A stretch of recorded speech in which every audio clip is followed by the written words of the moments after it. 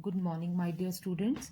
Today we are going to start with the next chapter from Unit 3, chapter number 9, the excretory system.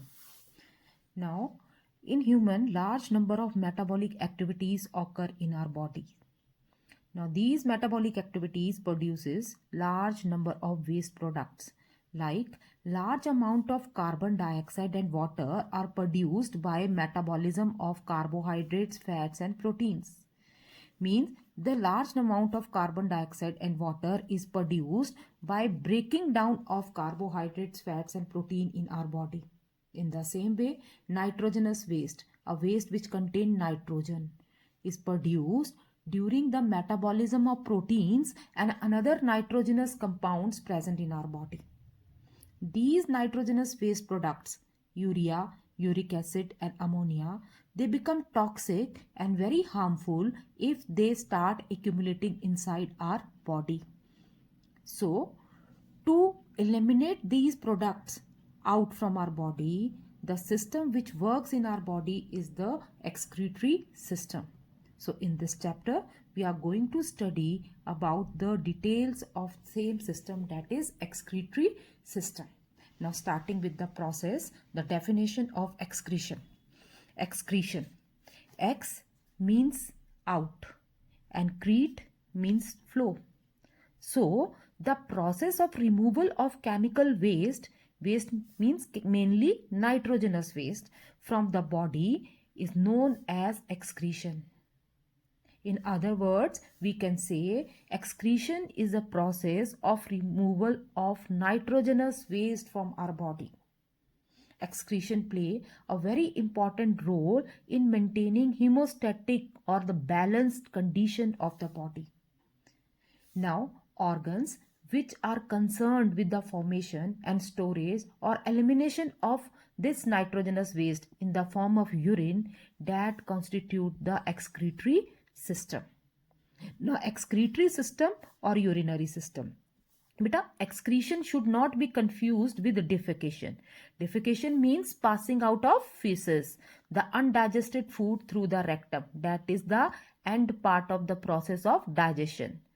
The solid, undigested solid waste which is removed at the end of the process of digestion, that is defecation. So, it is not a part of excretion. In the same way, carbon dioxide which is passed out through the lungs at the end of the process of respiration is also not a part of excretion. In human, the term urinary system is more appropriate because in the process of excretion, the nitrogenous waste is mainly removed in the form of urine.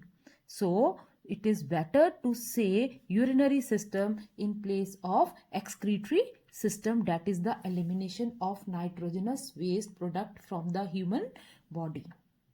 Now, starting with what are the substances which are to be eliminated by this process. There are number of chemical substances which are regularly formed in our body or which are absorbed through the food that must be eliminated, otherwise they become harmful. In our body, during metabolic activities, large number of waste products are formed. And if they start accumulating in our body, then they become toxic for our body. They become fatal for our body. So these are to be removed out from the body. Now, what are those substances? Some of the substances which are to be eliminated out are carbon dioxide and water. These are the respiratory products. Nitrogenous metabolic waste, which is due to the metabolism of proteins. Excess salts and vitamins. Water and bile pigments. Now, one by one, we are going to learn them in detail. The first one is carbon dioxide and water. Carbon dioxide and water, they are produced as a waste product of the process of respiration. Every living cell liberate energy by oxidizing glucose with the help of oxygen which they take from outside, and at the end of this process they release carbon dioxide and water. This carbon dioxide and water which is produced at the end of the process of respiration taking place in our body, that is a waste. So out of it, carbon dioxide is eliminated through the lungs and the extra water which is a waste product of the process of respiration. It is released out of the body in the form of sweat. Now the second is nitrogenous waste. The waste which contain nitrogen. There are three types of nitrogenous waste produced in humans: urea, uric acid and ammonia. Out of this, urea and uric acid, they are organic in nature, and ammonia is inorganic. Being inorganic, it is the most toxic one. They are produced in the liver by the dead proteins which are brought to it. Any extra amino acids like digestion product of the protein cannot be stored in the body. You have done this thing in class 9th, that excess of amino acids, they are not able to be stored in our body. So they are brought to the liver, and liver break them into glucose and urea. Glucose, liver stored it in itself in the form of glycogen, and urea has to be excreted out. So this is very important one, that urea is produced in liver by the breaking down of excess of amino acids, and it is excreted out, and the organ which is involved in the excretion of urea are kidneys. So urea is formed, it is produced in liver, and it is excreted out through the kidneys. Urea is highly poisonous, and if it is accumulate inside our blood at a certain level, it causes death. So that's why it is to be eliminated out. Now the third is excess salt, such as common salt, sodium chloride, and even some excess water soluble vitamins B and C, they also need to be eliminated from our body. Now salts, they are mainly given out through the kidneys with urine. Now next, the waste which is to be eliminated out, that is water. Water we are taking in with food and beverages in large quantities. The excess quantity of water is removed incidentally and also serves a useful purpose of dissolving harmful material to carry them out. Water, it is removed out in the form of urine and sweat from our body. In the both way, it is very beneficial. Like in sweating, it helps in regulating our body temperature, and when it is removed in the form of urine, at that time also this excess of water dissolve many harmful substances in it, and those substances are also eliminated out with this excess of water. Now after that, the next is bile pigments. Chiefly bile pigment contain number of pigment, and the main pigment which is present there is bilirubin. They are formed by the breaking down of hemoglobin after the destruction of dead RBCs. RBCs, their lifespan is of 120 days. After the completion of their lifespan, they are destroyed, they are broken down by the liver. So during their destruction, hemoglobin is extracted, which is stored inside the liver, and rest part of the RBCs in the form of bile pigment is excreted out. Now these pigment, some part of these pigment is sent to the intestine, where they give color to the feces, that is to the fecal matter, yellowish brown color to the fecal matter, and rest of the bile pigment, they become a part of urine. There also they give color and they become the part of urine and eliminated out from our body. So these are all substances which are to be eliminated out from our body: carbon dioxide and water, respiratory product, nitrogenous waste which is formed by the breaking down of excess of amino acid in our body, excessive salt, water and bile pigment, they need to be eliminated out from our body. So the process of excretion is the removal of harmful and unwanted nitrogenous waste product from the body. This is the definition for excretion, and you have to learn it. Now the next topic is the excretory organs. Excretion in human is brought about by the following organs. The first one is kidneys.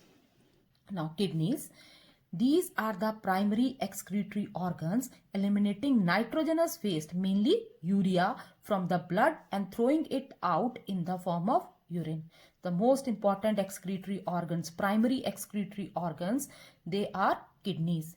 These kidneys, they help in elimination of nitrogenous waste, and nitrogenous waste mainly they help in elimination of urea from the blood, and they throw it out of the body in the form of urine. In addition to kidneys and the associated urinary system with kidneys, ureters, urinary bladder, they are also the primary excretory organs.